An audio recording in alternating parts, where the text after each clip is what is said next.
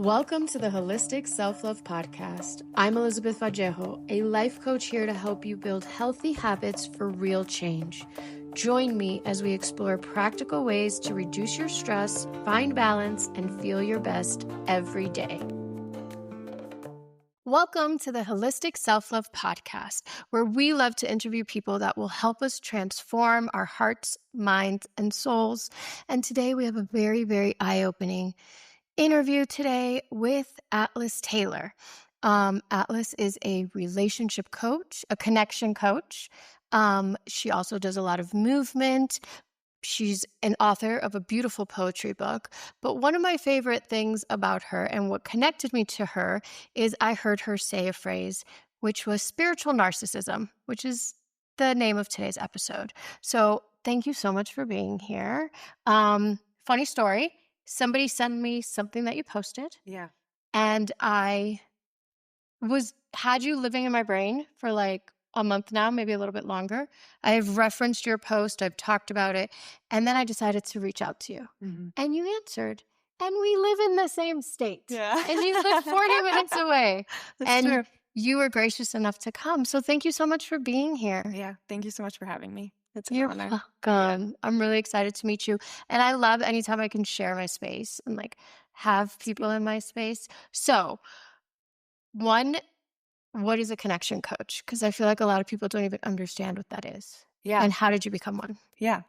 So what is a connection coach? Another way you can totally say it, you just did, is a relationship coach. I like the word connection because I think it facilitates a different emotional response, which I appreciate. I think that connection is something that we all crave. Yeah. And that we're all, born into, and it's a really innate part of being human. And I feel like we have no education around how to be in connection in a healthy way. And so, fully agreed. yeah, it's almost so heartbreaking. Yeah. I mean, connection is something that we're all in from the moment that we're born.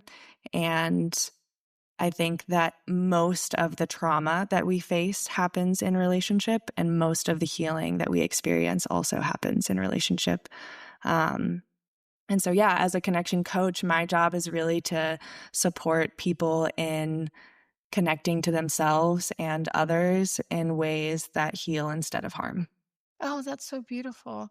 And when you say like relationships, could this be for any relationship? It really can. Yeah. Right? Like, I think a lot of the time when we show up in relationship in one area of our life one way, we show up that way in a lot of other relationships too, whether it be our relationship to food or substances or sleep or our kids or our partners or our parents. When we work on one relationship, it often ripples into all of the other relationships that we have. Oh my God, I've never heard it be described like that. And it's funny because I, as a life coach and a retreat host, I'm very big on like, well, what is our love language? Like, can we learn our love language? Because we're probably speaking different languages. But even with my child, I know her love language and she knows mine. And we're very respectful of that. And I didn't even realize that I, like what you just said, it's like, oh yeah. I just think she's like one of the loves of my life. So I treat it very much like one of the most sacred relationships that I have. Totally. So I'm very careful. We just recorded a podcast where we were talking about, once I realized what she was diagnosed with and that her brain worked a little different than mine, it was like, well, how do I dive into learning about her brain? Because I need to learn how to communicate with her. So I love that you said that, because when people come to me, and I don't know if you get this as a coach, sometimes it's issues with their boss, always with their mother and their father. Always. We're always self-parenting after, God bless them. They did what they could. Yeah. But tell me a little bit about, why did you become a connection coach? Like, what led you down this path? Yeah. It's something I could talk about for so long, but to simplify it, I feel like I've always been a relationally oriented person. And as cliche as it sounds, I do think it was a case of turning my pain into my passion. I think, like I mentioned earlier, a lot of the trauma or pain that I experienced happened in relationship, and it sent me on this journey hunting for answers of like, why? Why do we end up in relationships that hurt us? And specifically like patterns. Why patterns? Because for me, like, from my first relationship, I had my first boyfriend when I was 12, and he was 3 years older than me. Yeah. And it was a really turbulent relationship, and that kind of like set the stage for this pattern. that I ended up playing out for much of my young adulthood and even into my adulthood. And it was like, even when I went to therapy and started understanding the roots of the patterns, I was still playing them out. And so I started to get like really passionate about this question of like, why do we play out these patterns even when we're aware of where they come from? And how do we take our power back and change the pattern? And that's where I feel like therapy is really good at getting to like the history and the root of where it started. But coaching, you know, this as a coach, it's a little bit more like goal oriented. Yeah, like now what? Exactly. Like you guys, if you want, you can pitch a tent and live in your trauma, but like we're here to like move forward. Exactly. Like, exactly. Yeah. And I discovered a man called Mark Groves. He has a podcast as well. He's a connection specialist, he calls himself. And so he was the one that gave me a window into like what that even was. Because at first I was considering going back to school and becoming a therapist, but I really don't thrive in the school environment here. And so becoming a certified coach was another way to step into the psychology world and work with people on relationships without going back to school. I've met therapists that are like, I wish I would have known what a coach was because they're so limited. Yes. You know? Yeah. Yeah, legally they're so limited. And like for me, like I get to go on retreat with my clients and I get to see it on a much deeper level and we get to have all of these experiences. Like you can't go on a retreat with your therapist. No, there's a lot more boundaries you have to have with a licensed therapist. And that is something I love about being a certified coach instead, is you can build a little bit more of a personal relationship with them. And kind of like personalize your practice a little bit more, %. which is really nice. Yeah, I learned very early on, like, you know, I think when I first started like 6 years ago, I was like, I would have these outlines and I'm like, this is what we're going to work on. And then that would go out the door. Yep. And I completely learned, oh no, I have to meet people where they are. You can't prepare for a session. No. Oh God, no. Yeah. You can meditate and ask the universe to put the words in you, but there is no like, cause there's always something else going on. Exactly. Then I learned to maybe, I go through a lot of like self-discovery questions. That helps, but I always allow them. I always say it's 15 minutes. It usually goes more, but it's like what you said, as humans, we need connection. And a lot of my clients just need to feel that somebody is listening to them and holding space for them. Yep. And I love to be that person. Yeah. And then obviously I will hold them accountable and stuff like that. But I'm really glad I didn't pick to be a therapist either. Me too. Like, I really enjoy coaching. I really feel satisfied in what I'm doing. And I could be like, you know, a complete hippie and be like, okay, we're going to stop and do some sound bowls. And I think your chakra, and you know, and they get it. Yeah. And it's so fun. Yeah. I mean, I have an experience. I have a set like this on the retreat property. And there's always one that gets a little weird in every retreat. And it's never the same one. Yeah. And, you know, my business is with my brother. It's a family-run business, and he was raised born again Christian. We have different moms. He didn't really get it. And then I started doing work on him. And then I started telling him like, no, this one is clogged. Yeah. And it would be because collectively my group was going through something. Yeah. And it's always like that. And that's why I love being a coach and I love doing retreats. So I love talking to other coaches because people don't get it. Yeah. People also don't get like how heavy our work is. Yeah, it can be very intense. I try to have practices around holding myself after my sessions and like letting things go and not taking too much on and all of that. Yeah. So when you walked in, you were like, oh, I love your space. And like, this is a workspace, but it's also a place where like when I get to those stairs over there, I do a closing ceremony because it does not belong to my family. It doesn't belong to my partner. Another thing that I learned, I want to say about 3 or 4 years ago, is not taking calls when I'm not at capacity. Like when I'm at capacity and I can't, because I would then become resentful or the phone call would then make me cry. Cause like you said, you've been really into this your whole life. You just didn't really know. I've been a life coach my entire life. Totally. And people come to us for that. Yeah. My daughter constantly jokes that like I can be in any country. We were in Brazil and I don't speak Portuguese and someone started crying to me. And it's a very regular thing. I have to be very careful who I open up to. Yeah. Yeah. So I can imagine that's what you go through with relationships. Definitely. Yeah. Yeah. I mean, when I became certified, all my friends were like, wow, you've been doing this for all of us for free for years. And it's really cool and rewarding to turn something that's like so innate and so passionate into work. Yeah. Yeah. It's really cool. Okay. So I want to talk about spiritual narcissism. Yes. I mentioned it in another podcast that I have never even really said the word narcissist in my socials. If you go on my social media, it's very light and fluffy. I don't talk about it. Um, I went through a whole process when I wanted to make this podcast with a really great friend of mine. And she said, "You help women with narcissistic abuse." And I was like, "I know, but I never talk about it." And she's like, "Well, maybe you should." And she was the one who sent me your post. Oh, She's the there you reason go. you're here. Yeah. So explain to me a little bit what you think it means, and then Yeah. I'll tell you how it touched me. Yeah, totally. I mean, so spiritual narcissism, you first just have to understand what narcissism is, which I feel like something that isn't talked about enough is that narcissism is often this maladaptive coping strategy that someone learned in order to protect themselves. Yeah. They're often really sensitive people with actually really low self-esteem. And so in order to cope, they have this grandiose, self-inflated ego. Yeah. And it's I'm very self-serving. yes, and it's very manipulative. It can be very confusing to be in a relationship with them. It can be very hot and cold, and there's this oscillation of having to like comfort them through their smallness and victimhood, and then also having to be this constant source of like validation for them in their like grandiose nature too.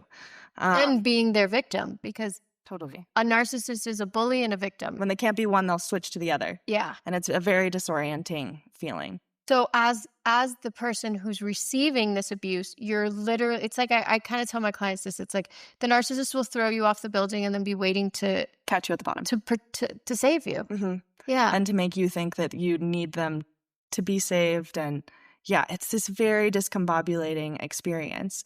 And something that narcissists are really, really good at is using whatever context they're in to their advantage. So you take a spiritual narcissist, and what they will do is they will take the lingo in the spiritual community and the archetypes in the spiritual community, and they will use that to assist their manipulation. So if a narcissist is going to sexually assault someone in the spiritual community, they might use like tantric language or shamanic language, like using the spiritual context in order to assist them in their manipulation.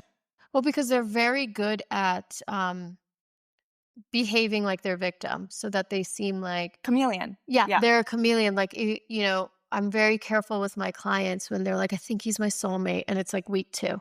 Yeah. And, I'd love to hear your experience if you've ever had a narcissist in your life, because I think I told you this yesterday. Once I actually realized what a narcissist was, I was like, holy, I have been living amongst them my whole entire life. Yeah. Yeah. With spiritual narcissism in particular, it's so interesting. And I've been around it since early childhood as well. But in more recent years, the spiritual narcissism that I see is usually someone in the community that is incredibly charismatic, attractive, successful, often in a leadership role, and really kind of abusing the power that they have, whether it be their looks, their money, their social status, to assert power over other people. Yeah. And sometimes that's through coercing them into like weird spiritual experiences. Sometimes it's coercing them into a relationship. Sometimes it's, whatever it is, they're asking other people to give their power away. I could go into like a couple stories if you want. Sure. We would love to hear it. Yeah. So I live in Colorado. Yeah. Like, we know that there's a spiritual community here. One story I have is moving into a home where everyone was equal renters, but for some reason there was one person in the home that was looked at as like the leader in the house. And at first that seemed like healthy and normal and fine. But the thing that was really strange was she had these spiritual practices, and she started asserting that people needed to participate in those practices where she was a leader or she was going to kick them out of the house. Oh, that sounds like a cult. Yes, very cultish. And you're just like looking for somewhere to rent? So I was living out of my van at the time and moved in because it was COVID. So it was like shelter in place, and I had a couple friends that lived and there. again, so now she has even more power because you guys have nowhere to go because we're in the middle of a pandemic. And she, another thing that I think people don't talk about enough is there's often beautiful parts of people that have narcissistic traits Yeah. as well. And so you can be really pulled in by the beautiful parts of them. She was a beautiful, powerful woman. And I think that she used that power to manipulate people into handing their power over to her and going Yeah. through these really strange spiritual, sexual, drug-induced sometimes experiences. Wow. And I also saw people be willing to do this to be her partner, Okay. or to be her friend, and so it was this really weird. One of the things she said to me at one point was, "I am the gatekeeper to the clean world." Oh my God. Okay, Atlas, this is full-blown like cult stuff. Yeah, I agree. Yeah. And this is like very normalized in like the spiritual community Very in normalized. Denver and Boulder. There are lots of groups of people with facilitators that are not equipped to actually hold a safe space, that are involving drugs, that are using manipulation. And the sad thing is it takes advantage too of like people that are in vulnerable places. In desperate need of connection. Yes. In desperate need of Yes. believing in something. Exactly. I feel like, I do love Colorado for so many reasons. And I did become very spiritual and into wellness. I've always, known what my higher power was. But it's almost like I'm on guard here. Totally. Me too. In Miami, it's a little different. In Miami, it's very tantra orientated.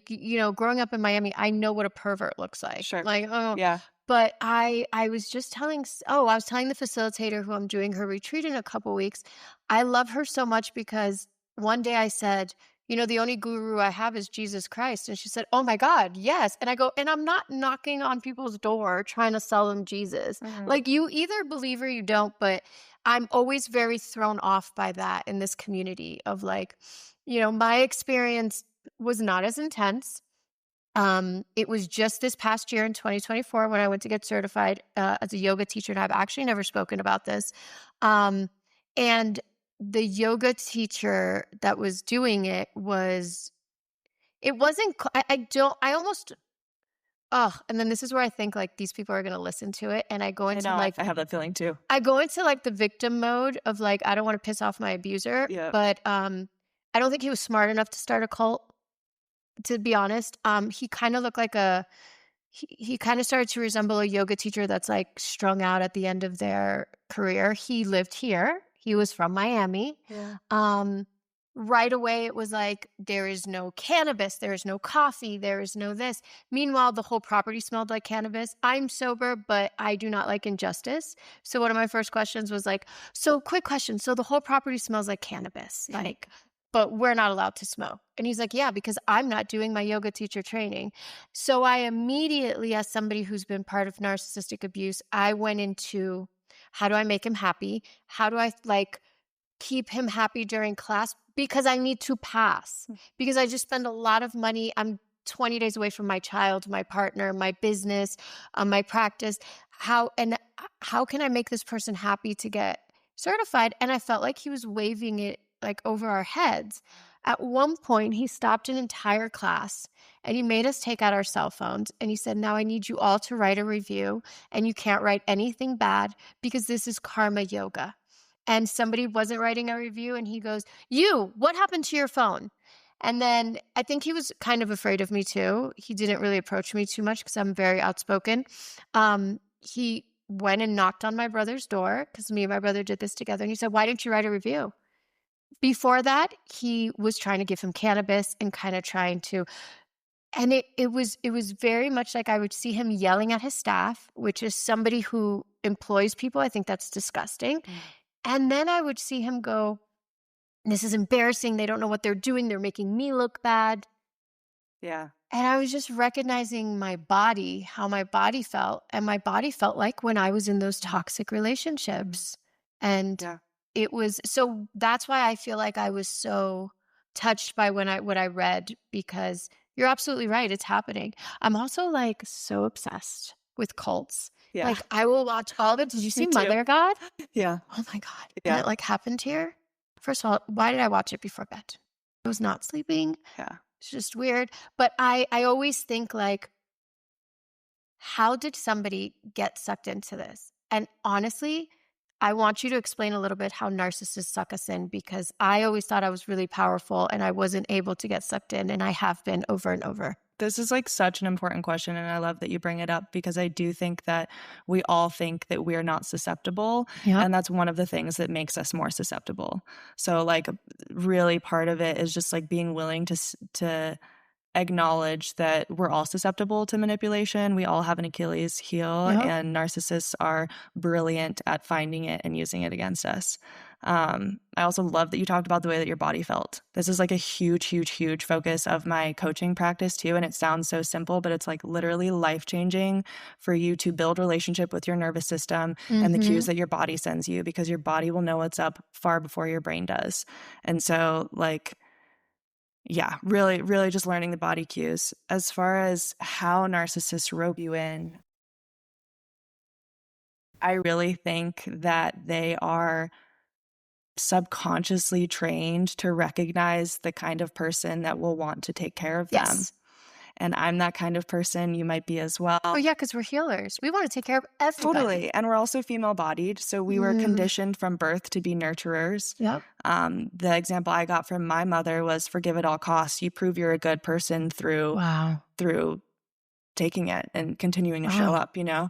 And so you're the perfect victim. I'm the perfect victim. I am the perfect trauma bond for a narcissist, because both the narcissist and me want the relationship to be all about him.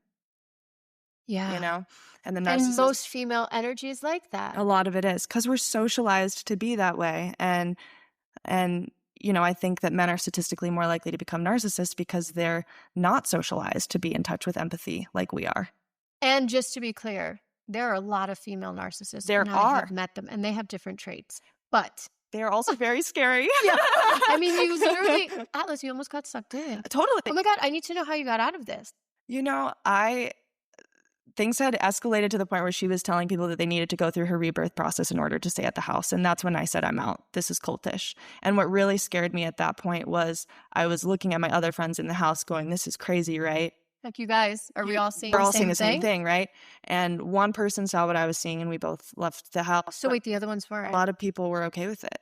Wow. And this was kind of one of those like really sobering moments for me of how we do all fall for it and how we're all willing to make sacrifices for connection. For connection. And you know what it goes back to is all those women that get catfished, all those men that go to all these countries to find love, because love is, it's a human need. Totally. And that's all we're looking for. Totally. And we're in an unprecedented time of disconnection. Yep. Where we're all like so isolated, and especially in the US, so individualistic. And so, yeah, if you're living in a house with a really good friend who tells you that you have to do this thing in order to continue living with her. In order to continue living. Yeah. That is such a hole. There at the house. Yeah. Totally. In the middle of a pandemic. Totally. And it was so weird because she was just a renter like them. It wasn't like she owned the house. So I was, oh my God. It really tripped me out on how these power dynamics happen. And I was just much less emotionally involved with her. So I think it was easier for me to kind of see through it and step out. And I had the van that I could move back into. But wait, let's talk about that real quick. The emotional apart. Like you talked about how we are all susceptible. So what the narcissist does is he mirrors your behavior, or they mirror your behavior, right? Then they want you to be as vulnerable as possible because they're collecting all of this. So you're like, oh my God, they're holding space for me. They want to know all about me. Now you're in there. And correct me if I'm wrong, but like you fall in love with the performer, the person that was love bombing you in the beginning. Love bombing is. So then when they start to change, what happens? Your brain goes, wait, no, he's still a good person. A lot of things I deal with as a coach with the after, because I deal with a lot of the after, is it's amazing how you can just forget all of the bad stuff and only remember the good. And it's like you said, we just want this connection and we want it so bad that we hold on to, like, I don't know if the audience knows what breadcrumbing is, but that's like in the beginning they give you everything, right? So you're the most important. The perfect example was before this partner, who is an angel sent from heaven, God bless him. I don't know how what I did to deserve him. I was in a narcissistic relationship, very short-lived. I don't think he was good at it. And in the beginning it was like, you're so incredible and I love what you do, and oh my God, look how you work out. And then at the end he would walk by and make fun of me working out. Yeah. And it was because you're right, they're so insecure. They don't have the discipline. They don't take care of themselves.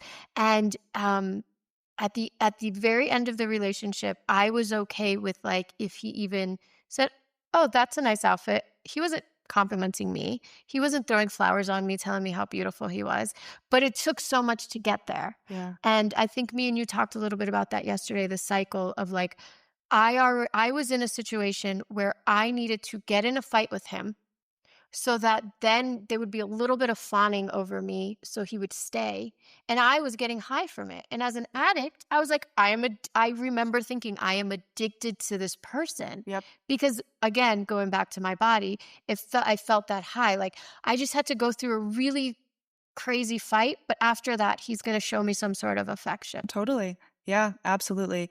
I mean, getting out of my last narcissistic relationship, I remember approaching it like an addict with my therapist of like, I'm addicted to this person and I'm addicted to this cycle because what happens is there's that rupture and then you go through this like hot and heavy repair that's Yeah. like so emotionally charged and intense and it hurts. And then you have that high of reconnection. You usually have hot sex, like, Yeah. and it's the cortisol and the dopamine and, you know, all of the brain chemicals that make you feel like accomplished and we worked through it and now we're more Yeah. connected than ever. We're stronger. Back and it is so addicting. Yeah. And then they tell you that like it's because of you that they're who they are. They go into They know that. exactly what to say. Yeah, and that's Yeah. where you touched on it. Like they learn so much about you and they collect all this information that they can then use against you. Yeah. I did a lot of intense EDMR, and it was because I had like a very crazy accident. But I was working through this, and that's when I realized, oh my God, I was in a narcissistic relationship. And I remember I had two therapists at the time. I was working with two different therapists because I was so scared I was going to relapse. So I put myself in addiction therapy and then my regular trauma therapist.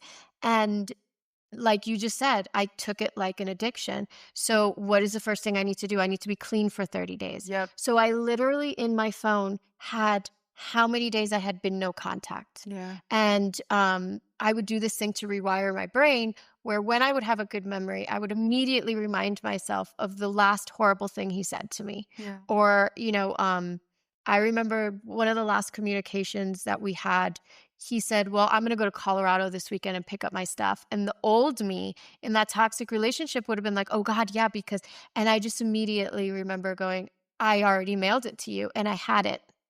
And I got in the car and mailed it all to him because I was like, I need to cut all ties, like no more Netflix, Spotify, nothing with this person ever again, because this isn't me. I didn't feel like me. Totally. And I remember so my partner is, and maybe one day I'll do a whole podcast about this because he really is just, I don't know how he came into my life.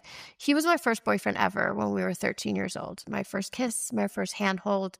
And I remember telling him in the beginning of our relationship, like, I am a mess. Like I'm in fucking pieces. So here's the good news.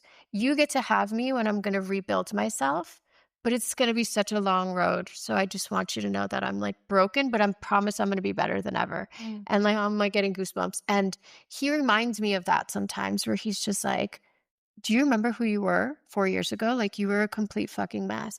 Also, I would like to say 4 years ago, I was already almost 5 years into my spiritual wellness journey. And the universe just like planted me and made me start from the beginning. Yeah. And it was that narcissist that really just broke me. Yeah. But yeah, it's an addiction. I reference Mel Robbins a lot because it's just my favorite podcast ever. She did the cutest podcast with her daughter going through a breakup. And that's how the therapist said it. It's 30 days, no contact. It's like an addiction. There's something that our body has when we hear their voice, when we see them. I have a 15 going on 16-year-old, and it's funny to hear them talk where they're like, I just need closure. Oh my gosh. Yeah, totally. You don't need closure. I mean, they talk about in addiction how there's no moderation in addiction. It's like you can't have a little bit and stay clean. Oh, no, I can't. And I experienced that in my last narcissistic relationship where it was like I kept telling myself, well, maybe I can be his friend. Maybe I can see him just once. Wow, you tried to be his friend? Yeah, at first, which I think was a delusional. It was like I was still in this thought pattern that like he could heal and change and grow, and that if I just could like stick around through a chapter being his friend, maybe it would still work out in the end or whatever. It's some form of delusion back Of course, into. because we're fixers. Totally. We think we can fix them. It's something like 94% of narcissists never get help because you have to recognize that you have a problem to Exactly. get help, and they're not capable of that. That's why like most psychologists will say that narcissism is one of the only things that like there really isn't a recovery plan for, because it's like entrenched in the definition of narcissism that they're going to be resistant to help or to acknowledging that they have a problem at all. I want to be so open when I see people on TikTok like, I'm a recovering narcissist. I'm like, no, you're not. But sir, you're on TikTok Talking about it. glorifying Yep. your horrible behavior. Yeah. Yeah. And so, and I did witness that once in my life with a client where the narcissist went and got diagnosed, but it was for self-serving purposes. It was for feel sorry for me. Yeah. And that's a whole nother thing happening in society right now. It's like everyone wants a diagnosis. Yep. Yeah. It's really interesting. And I think that's important to talk about too, is that not everybody is a narcissist. We can have narcissistic tendencies. Yes. Yes. I think that unfortunately it's actually a very trendy word. And I see like way too often that like, you know, after a breakup, a lover becomes a narcissist because you're just like mad at them. And it's like someone is not a narcissist because they broke up with you or because they hurt your feelings or because you don't like how they handle conflict. Narcissism is like a real mental health disorder that needs to be diagnosed by a doctor. Yeah. You know? And yeah, look into the list of what narcissism looks like, and you can acknowledge if someone is embodying those tendencies. And so what would be like, I know there's sometimes like 7, but could you give us like 5 maybe things to look out for when you think somebody is a narcissist? And remember, we are not here to diagnose anybody. We are not therapists. Yes. We are just having a friendly conversation between two coaches. Absolutely. I think one of the biggest ones is that oscillation between inflated ego and victimhood. The bully and the victim. Yes. The bully and the victim. Exactly. I think that is a really, really big and important one. And with that, like if you feel confused a lot, like you can't really tell what's real, like there's a sense of gaslighting going on where you think something is one way and they're trying to convince you that it's not, but it doesn't really make sense. Like so you start questioning your own reality. So let's talk about that real quick. I do want to get back to the 5. So what gaslighting does is that it actually causes brain damage. And a lot of people don't realize that. It's not like, oh, I can't drink out of this straw anymore and I can't drive a car. No, it's the level of brain damage to, I'm going to order this sandwich. And then you're like, wait, I don't like this. Wait, but I used to like this. Yeah. And then you're kind of confused as to why you're questioning yourselves. I would like to remind everybody listening that we have what is the most beautiful tool inside of us, which is intuition. And it has been with us since the beginning of the first human. And it's there for a reason. And if you start to question that and you have to then ask your partner for everything, and it's almost like asking for permission, you are being gaslit. Yeah. You are being gaslit. Yeah. Yeah. And if there's just like a deep sense of confusion in what is real. Yeah. I mean, a good example of that is I find something in my partner's phone, and instead of them taking responsibility, it's like, why are you looking at my phone? You don't trust me? Oh, now I'm the bad guy because you looked in my phone. And it's like, wait. Or like you just have trust issues. Yeah. Because of the way that your mom treated you when you were a kid and they put it all on.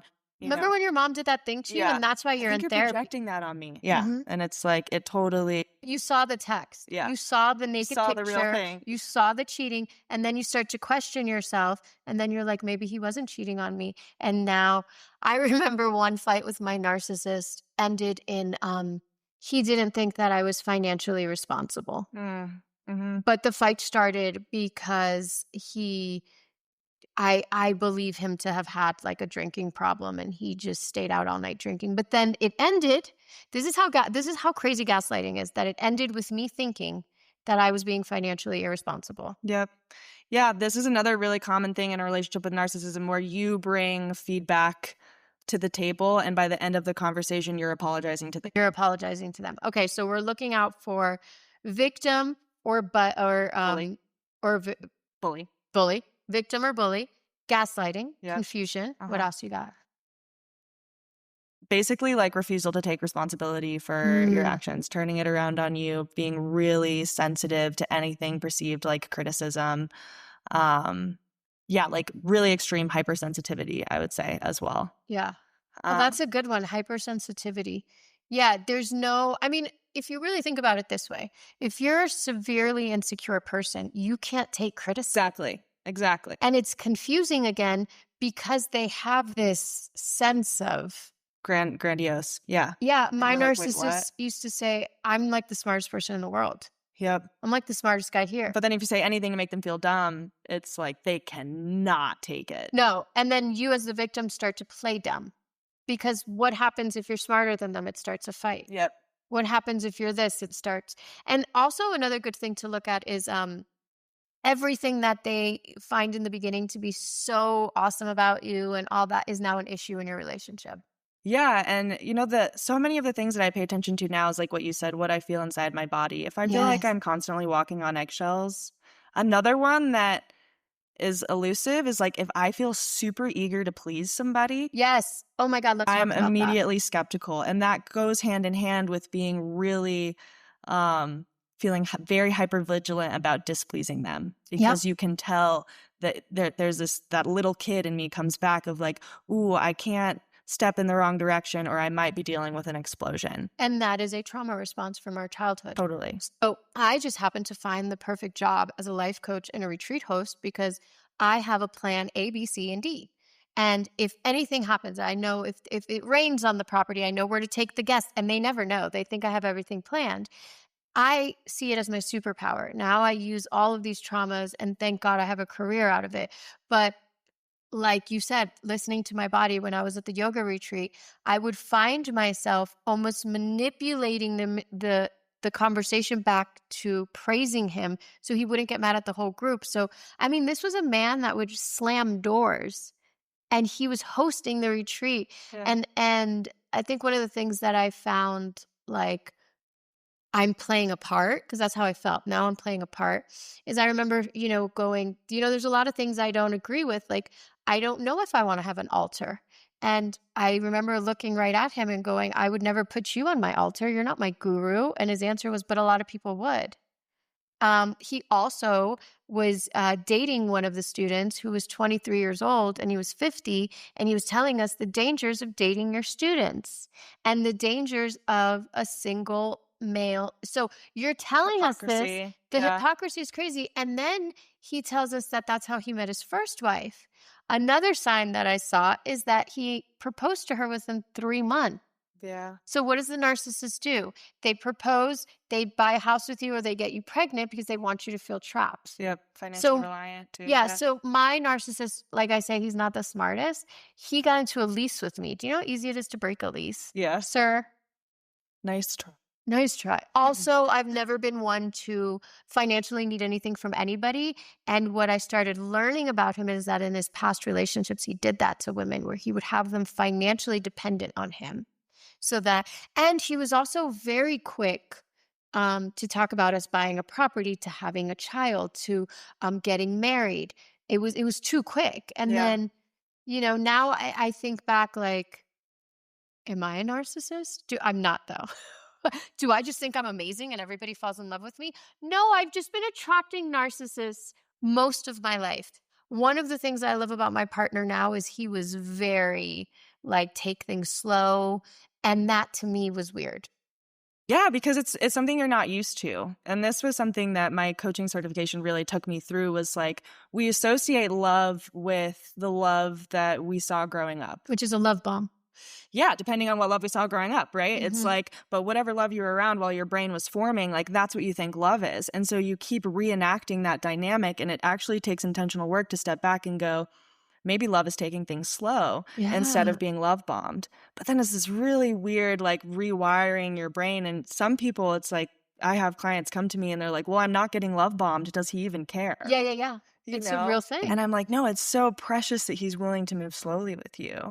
So precious, because we want that honeymoon phase always. And then we like to move into the trauma and the drama and the like, that seems normal. Yeah, totally. I even had these thoughts, and it's funny because I feel like, I don't know if you feel this, a lot of the time my clients are teaching me. It's something I'm going through that for I sure. need to see. Yeah. And I remember thinking, is this boring? Is my boyfriend boring? And then I was in such a process of rewiring where I knew for a fact I was loving wrong. I was in relationships wrong.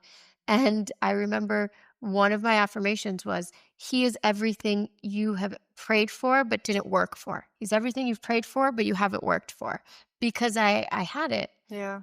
when we were dating in the very early stages, like the talking. I remember it was a full moon and I went outside and I just started like asking the universe. There was 2 people I was dating and one of them just looked like every guy I've ever dated. Yeah. And it was him, and I just asked the universe, like, you're going to have to help me. Like, I don't know what to do. We have to remove one. And the one that needed to be removed didn't call me for 3 days. There you go. And when he came back into town, I say, I had a conversation with the moon, and I just need you to know that I picked somebody else and the moon helped. And he was like, I respect that. Great. Good. It was so good. Good. But yeah, I had to rewire my whole brain. Mhm. And now my favorite thing to do is to be as boring as possible. Yeah. And, even sometimes when we have our moments, me and my partner, I'm just like, look at us all cute, Yeah. because it's so rare. peaceful. Yeah, and peaceful. Yep. Yeah.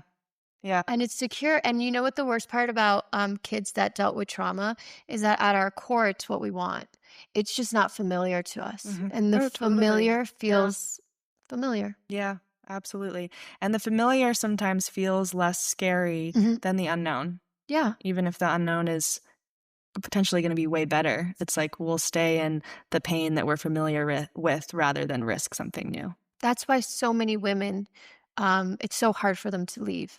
And they go back after they do again. And then I get very upset because when people don't understand that, because I work with these women all the time. And when people don't understand, well, she looks so successful. And so, yeah, there's way more going on. Nobody likes to be abused, No. especially when it's physical. Nobody likes that. So what would you say are some of the things women can do if they recognize that they're in a toxic situation and they need to get out? Honestly, like, first thing is get support where you can, like preferably professional support if you can, get a therapist, or even like call hotline, like talk to somebody that's trained in supporting you for going through abuse. And then the other thing that I would just really encourage anyone to do is like stay attuned to your experience, stay with your nervous system, stay with the emotions that are coming up, because those are what will eventually hold you and guide you out. If you try to shut down your experience and pretend it's not happening. Oh, that's what you mean by Yeah. that. So basically gaslighting yourself. Exactly. If on top of it all, you're also telling yourself that everything's fine, you're also abandoning This yourself. is normal. Exactly. This is normal behavior. Exactly. I'm the one who made him upset. Yeah. So the first step is admitting to yourself that you're even in one, you Yeah. know, and being real with yourself about your partner's behavior and how you actually feel, and not pretending that everything's fine. That's great advice. It actually, the more we talk about it, it's like a drug. I had somebody call me today and say, how can we get this person into treatment? I go, you don't get people into treatment. They have to recognize. Yeah. Yeah. Like no one locked me in a van and took me to treatment. I had to realize it for myself. Yeah, totally. So that's incredible. I do want to get to your poetry book. Yeah. Because you're not just a connection coach, you also do movement, and just like most of us creatives, right? We don't just do one thing. Yeah. When people ask like what kind of coach I am, I'm like, so like I do Reiki and Taibo healing. Like there's so many things that I do, but again, not everything is for everybody. So I love that you were able to put one of your passions on print. So tell us about it. It's called There Is a Page in Here About You, which by the way, it's so cute. Thank you. I love this. Yeah. Yeah. Yeah, this is a really precious project to me. I started it years ago and just now finished it last December. And basically the inspiration behind it, I talked to individual people about things that they were going through, and I wrote each poem based on that. So each poem I love this. is named after somebody real that I talked to about the thing that. Did you ask permission? Oh, yeah. You're just naming poetry if I get to. Yes. I love that. And so, yeah, it's called There's a Page in Here About You because each poem is named. And in addition to that, through writing it, it was like everyone I talked to was going through the same stuff. And it was like so beautiful as a human to just see like, wow, we're all on the same journey in a different costume in a different place, you Yes. know? And like as a writer, it was so challenging because I'm like, how do I write about the same thing in 20 different ways? But it was just like so beautiful and made me feel so connected to the human experience. And Have you written your whole life? have I written my whole life? I would say I discovered my passion for poetry through the slam poetry scene in college. And I started like competing, and it was just I find articulation to be very therapeutic. The process of turning my internal world into something tangible that someone else can read is like really cathartic for me and totally plugs into my coaching work too. Like one of the things that I'm so passionate about is helping people learn how to communicate, I love because that. we all have this internal experience and we all like desire to be understood in it. And some of us feel like we don't know how. And so poetry for me is this way of like constantly turning inward and giving a voice to the voiceless, you know? Oh, that's And incredible. through that process, I feel less alone and the reader feels less alone. So where can people get your book? Through my Instagram. I don't have a link or a website yet, but my Instagram is just Atlas Flow, and you can shoot me a DM on there, and I've got 100 copies left to sell. That's So, awesome. And we'll yeah. definitely put that in our link and, our everything for the podcast. I do want to ask, how are you showing up to take care of yourself? Because I know I'm constantly helping people figure out how to show up for themselves and take care of themselves. But as a coach, sometimes I slip. So how do you do it as a coach? Yeah, I love that question, and it's something that I'm digging into extra right now. And honestly, it's my creativity. It's showing up to my practices and having a form of like devotion in my life. I find that if I'm showing up to a practice every day, whether it be writing or movement, it nourishes the relationship that I have with myself. It gives me space to check in and even know how I'm doing. Right now, I would say like my biggest practice is through movement. I love that. Yeah, it's definitely a pillar of my life. That's And so great. connecting with my loved ones is the other one. That's a great one. Yeah, yeah. And I don't think people realize that you can move in your kitchen, you can move in your living room, you 100%. can move on the dance floor. Yes. Sometimes in the grocery store, because I'm 42 now and my jams are all at the grocery store apparently. Oh, It's like my whole playlist. yeah. I'm like, what? That's funny. Yeah. Yeah, you can do it sitting in bed, you know? Yeah, you know Yeah. what? We just got over being really sick, and I got back into like bed yoga because there wasn't a lot that I could do. I was feeling really dizzy and stuff. And I was like, oh God, just in your own bed. And it's 10 minutes and it's all over YouTube. And it's a great way to start and end your day. Totally. Really. It's just 10 minutes because we are such a go, go, go culture. We're always on our phones. We don't realize how much time we are not spending with ourselves. 100%. And then it's no wonder we get lost in narcissistic relationships because we're disconnected from ourselves entirely. We're not even noticing that we're anxious all day, every day. Unless you have a practice where you actually check in with yourself and go like, wow, there's something going on within me that doesn't feel right. Because we're not all there. A lot of us don't even know how to do that. Like No. society doesn't teach us how to listen to our bodies. No, not at all. So Yeah. that's great. I definitely want to have you back, and I would love to do like a movement thing and you can teach our listeners how to move. Yeah. But I'm just so grateful that you came, and thank you for everything that you taught us. If you resonate with this episode, please share it. I mean, I think this is an episode that everyone should hear. Yeah. And everybody has like about 5 friends that you can send it to and be like, listen, ma'am, Yeah. I think you're going through this or you went through it. Another thing I think is, I don't think we can heal and grow unless we have grace for who we were. And, it took me a long time to realize that I can't keep being mad at that person because I didn't know better. Yep. You know what I'm saying? I didn't know that I was in a narcissistic relationship. You obviously knew you were being sucked into a cult. So we're very excited that that didn't work and you got out of that. And yeah, I would love to have you back. So thank you so much for being here. Yeah. Thank you so much for having me. Okay, now for the legal stuff. The important things that I have to say. This podcast is for educational and entertainment purposes only. I'm just a life coach, not a licensed therapist, not a licensed psychotherapist. This is not a substitute for advice from a doctor, therapist, or any other qualified expert. Got it? Great. See you in the next episode.